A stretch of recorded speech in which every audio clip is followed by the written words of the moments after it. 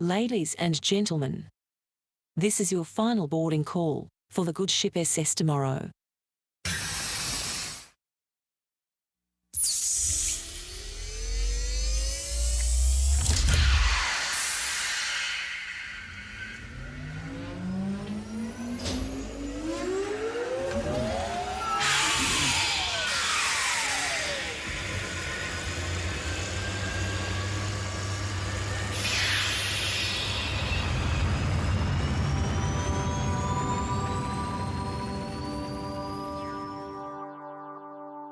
Today on The Friendly Futurist, we're going to save your life, virtually.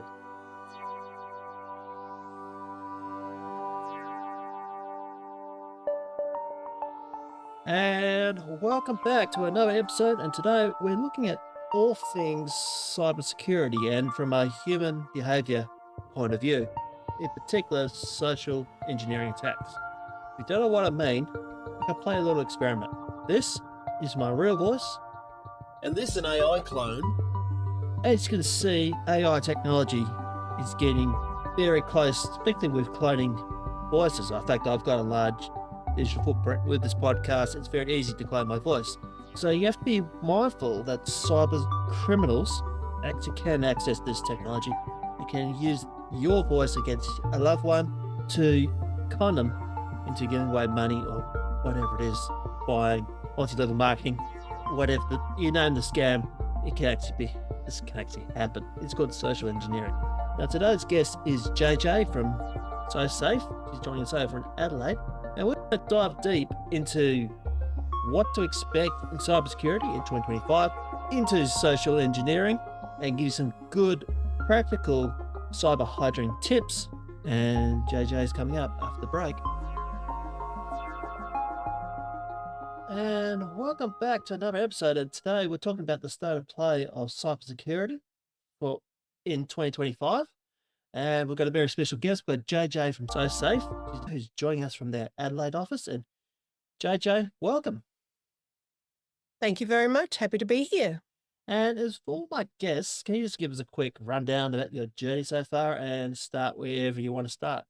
Absolutely. So my name is Jacqueline Jane, also known as JJ, and I've spent the majority of my career, probably a good 25 years, as a conduit between people and technology and people. It was just a natural default position for me. And about 8 years ago, I found myself in the world of cybersecurity being challenged to educate all the staff at a place I worked.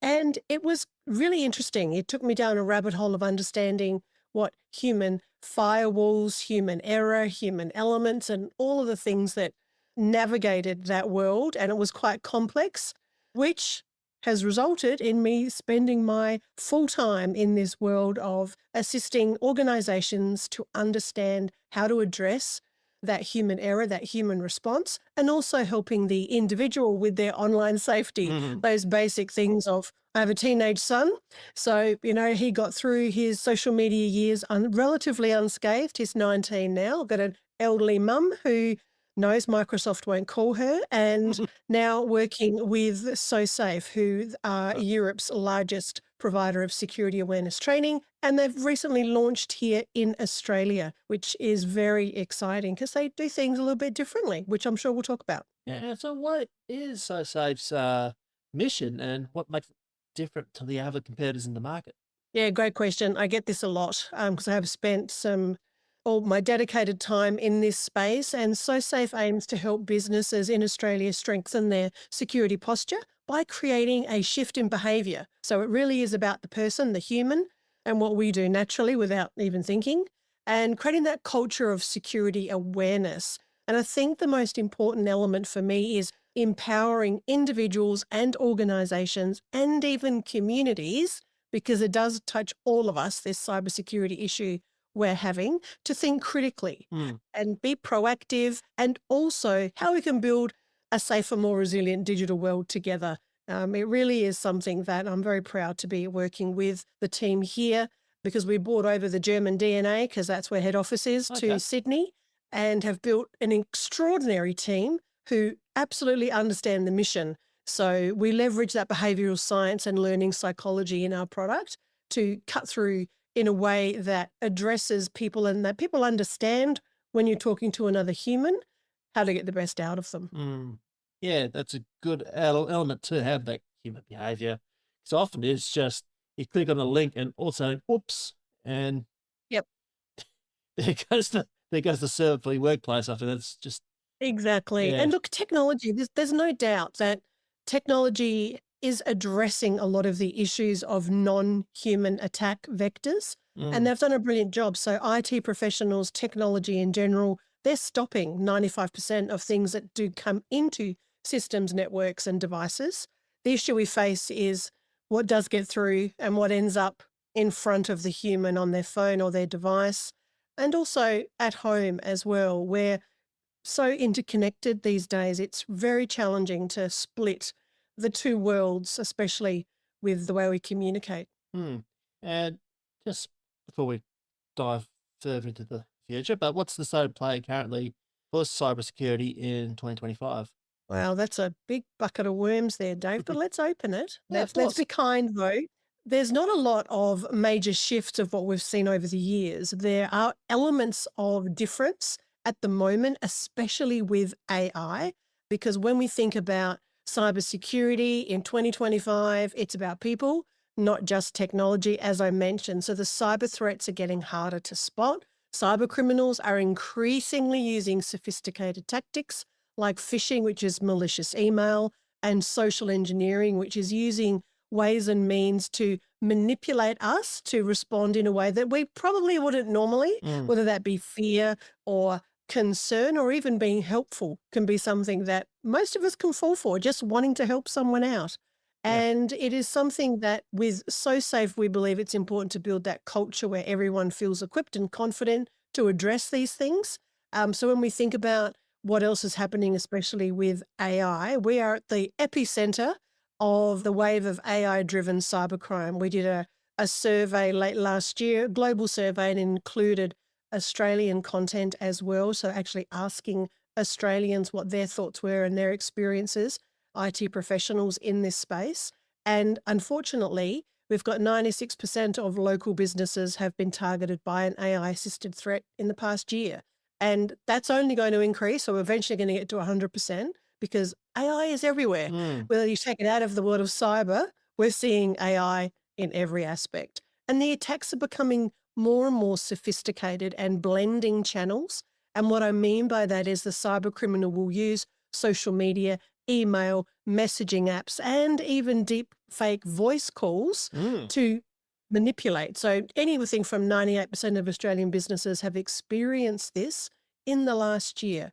And I know that will increase. I heard a statistic that I found very, very scary, that 70% of TikTok at the moment is fake. You know, the internet itself, the content we're getting is misinformation. And they're intending that to go up to 90% by the end of this year. So like finding out what is real and what's truthful, avoiding misinformation and disinformation is getting even harder. Interesting. And I guess too that the villains are still the same, still some very bad actors that behind it. It's just the tools have become more Absolutely. sophisticated. Yeah, so cyber criminals, they are human like us. Mm. And yes, they're opportunistic, and yes, they're criminals, and they're out for your information or to point blank steal your money.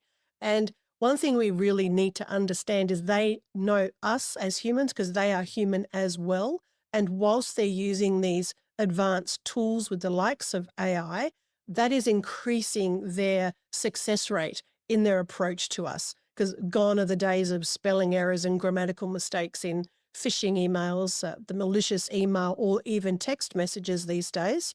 We're getting more and more information sent to us that looks so real. When we add in AI, it even makes it harder for us and easier for the likes of the cyber criminal. On the plus side, more organizations like SoSafe are using AI to combat those type of things. Mm. So it's not everything's being thrown at us as individuals. We can use AI to combat those things Interesting. as well. Certainly Australia is suffering in many ways. We've got tax time coming up soon, and I'm just going through all the scams, all the latest things since last year. You'd think it'd stop. No, Mm. it has not. And so who's the more vulnerable to, say, social engineering attacks? What does your research find? Everyone. Yeah, I right. know that is not probably the answer you'd like to hear, that is a specific, Mm. person born on this day of this Yeah, year no, no. in this area, latitude, longitude, they're the ones. It is all of us, because cyber attacks are less about the individual and more about the information, because that's where the value is. So cyber criminals are targeting organizations, whether that be healthcare, finance, or even small to medium business who just don't have what's required to protect themselves from these things. Because just think about the data that anyone might have online, even yourself, Mm. the information that you hold of your podcast guests over the years and anything else you're doing, that is valuable to a cyber criminal. And it's a collection process. So we're all a target. There are, if anyone hasn't visited the Have I Been Pwned website, I'm sure we can pop a link up for people at some point, Dave. But if you Mm. haven't heard of it, visit it. You put your email address in. If you've got multiple, put them all in, and you will actually be told what previous data breaches that email address has been part of and what other information may have been part of that breach. Mm. The reason I say that is we have a profile of ourselves just from previous data breaches. And so cyber criminals don't necessarily care about me as an individual. What they care about is the more information they can get about me, the higher the chance is that they can deploy social engineering onto me. So if Mm. they're using my first name, last name, previous email addresses, and something, enough information to make me feel confident that, oh, it is actually my bank calling, I'm more inclined to give further information rather than use that critical thinking part of my brain, because at the end of the day, we all want to trust. So if you want to avoid it all, get offline. That won't happen. So in return, let's have a look at what we can do to make it a safer place. And it really is that critical thinking and some basic cyber hygiene. Mm. And what are some of the telltale signs of social engineering or a social engineering attack? I don't know, a few of my listeners probably not be aware that they might be, I say, groomed. That'd be probably a strong word, but for such a attack. Absolutely. So let's look at tax time again, because it is coming up. Mm. Anyone who pays tax will probably, especially in Australia, be familiar with the scams that are out there. Many people aren't, though. So if one person learns something new today, that is, my job is done, as is yours. But it could be a phone call, a recorded message, Australian accent, someone saying, tax time is coming. We've noticed your tax file number has been included in potential money laundering activities. So to avoid any further legal issues, please press 1 to speak to someone in our offices at the tax department. People press 1 and then they're talking to the scammer, the cyber criminal, who will confirm information, as I mentioned before, that's really already available, and then ask for more information. The fear that you have from that phone call is real. Mm. It is a physical response. And little side story, a couple of years ago, I was writing, again, this time of year, an article on tax time frauds and going through the script of this particular approach. So I knew it was a scam, 100%. I know this scam. And maybe 2 weeks after I wrote the article, I received that actual scam phone call. And Mm. it was in a gentleman Australian accent, and I'm listening to it. I'm thinking, oh my gosh, I got it right. This was exactly what he says, this recorded note. But my body responded in a way that I had no control of. It was fear, concern, I'm going to be arrested, my tax file number's been caught in this money laundering thing, and I knew it was a scam. But my body responded in a negative way that said, I must press 1 to find out more. Now, I didn't. I didn't want to go down that Mm. road. But it was a very compelling evidence to me to say that even though we know things aren't right in our brains, our bodies will respond in a certain way based on the words we're hearing. So when we get a call from our bank, when we get a call from Microsoft, when we get a text message about a parcel delivery that needs more information to confirm that delivery because we didn't quite get it right, your postcode's not there, so we need some further information, click here. We tend to do that without thinking. And that is where that take a breath before you engage with anything incoming, whether that be a text message, email, phone call, even someone at the door, or some snail mail, or someone standing out the front of the supermarket when you walk in and they're collecting money for XYZ charity, we really do need to stop and think. It is not easy because we're busy, notifications, information coming at us at 100 miles an hour.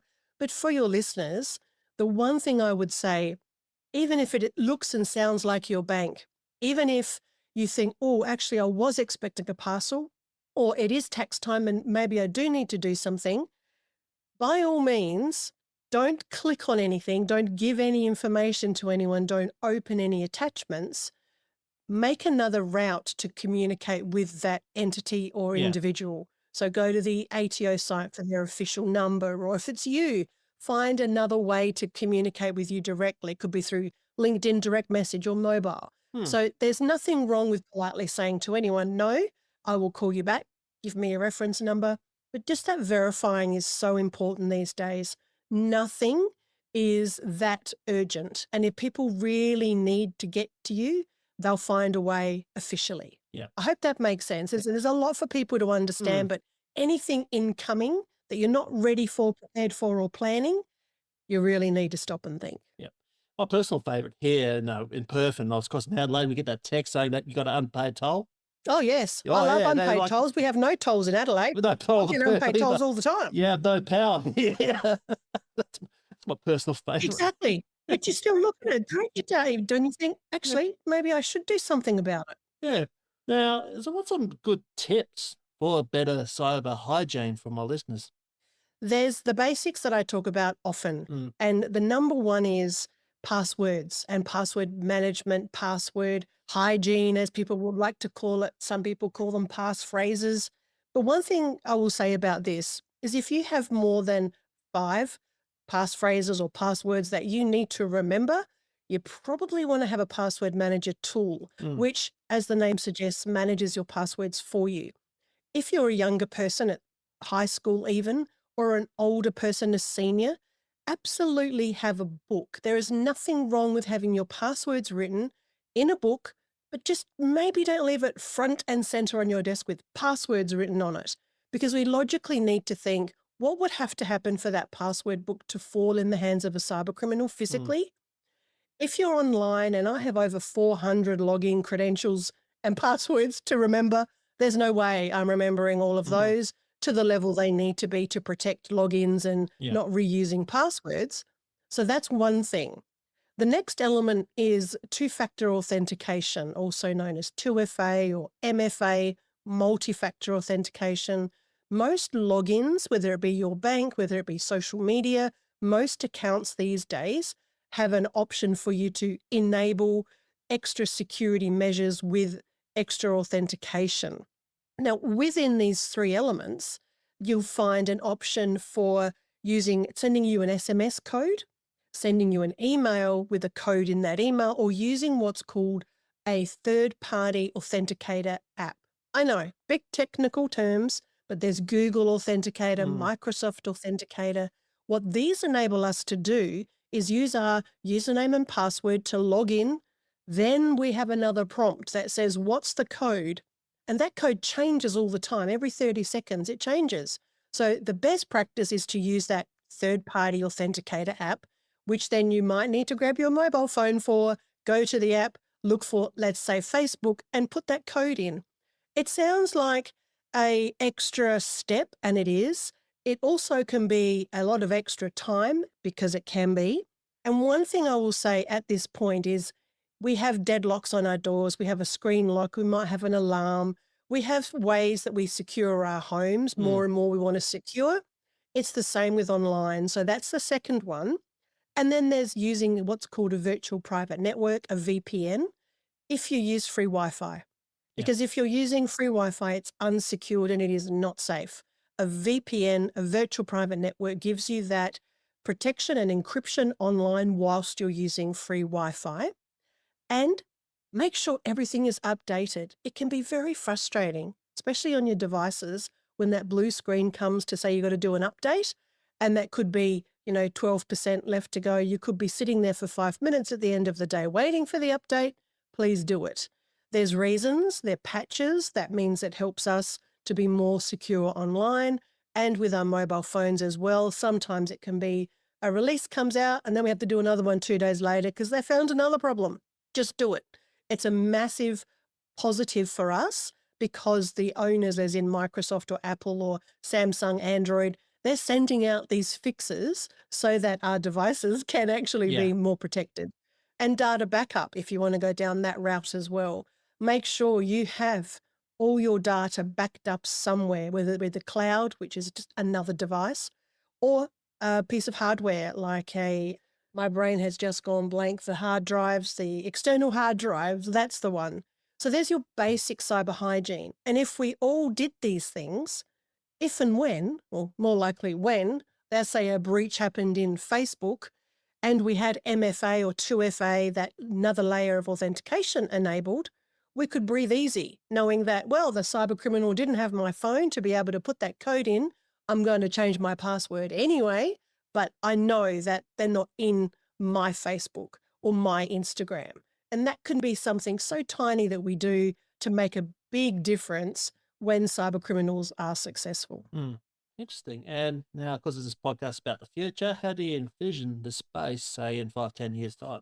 Well, I would like to say human response and human error will be less. That is my goal in life, to decrease those things happening in organizations and personally for people. However, if we're not addressing the right things, like that psychology, that human element that we really do need to be looking at, then I don't think we'll achieve it. So technology is doing its best. AI is definitely going to make it more challenging. It will also provide us with more powerful tools to combat cyber criminals, but they tend to move faster than we can. They collaborate a lot better. So in my ideal world, that blue sky future, I would love to see that human response and human error decrease from what it is now, around 90 to 95% of successful breaches are because of that. I'd like to see that come down year on year.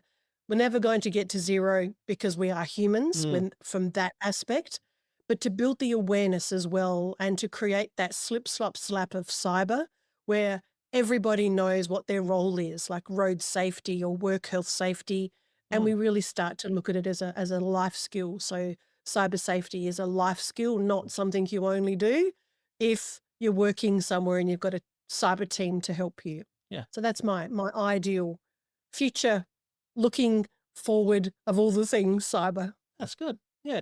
And before we wrap up, JJ, is there anything I didn't ask but should?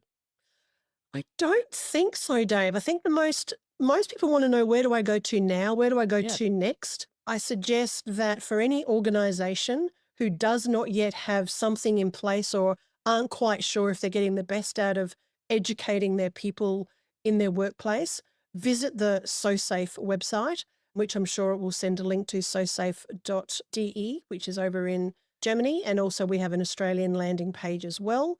And if you're an individual, find me all across the socials, whether it be LinkedIn's probably the best place to go. Connect with me there. Ask me questions. I am getting questions every day and I answer all of them. And I have a website too, jacquelineJane.com.au. Here to help. So if there's anything that people are unsure of, want more information, or they say, which VPN should I get, which password manager should I get, please feel free to reach out to Dave as well. I'm sure we can stay in contact. But yeah, here to help, whatever anyone might need. Fantastic. I'll make sure those in the show notes. JJ, an absolute pleasure chatting to you Excellent. today. Likewise. Thank you so much. And thank you to all your listeners. Yeah. Friendly Futurist is a podcast West production. It's produced and edited by me, Dave Mark. If you love this show, please give us a 5-star review on your favourite platforms. Until next time, friends, remember to stay curious, and the future is user-friendly.